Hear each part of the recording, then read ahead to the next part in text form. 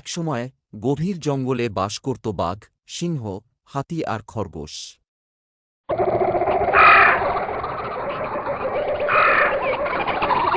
বাঘ আর সিংহ সবসময় বলত,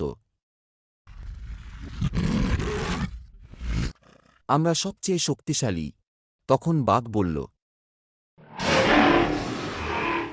জঙ্গল আমাদের ভয় পায়।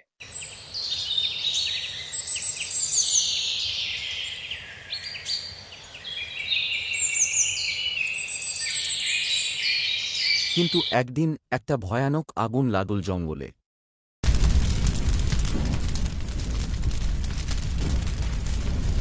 তখন সবাই পালাতে ব্যস্ত।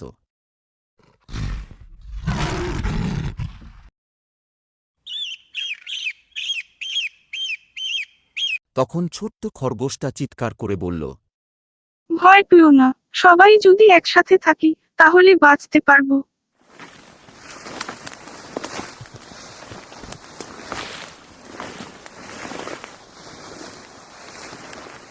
হাতি তার লম্বা শুঁড় দিয়ে জল এনে আগুন নেভাতে শুরু করল।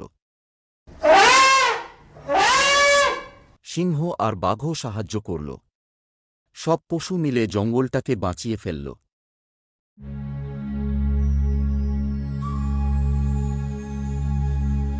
শেষে সবাই বুঝল, শুধু শক্তি থাকলেই নেতা হওয়া যায় না, দরকার সহানুভূতি আর দলবদ্ধতা।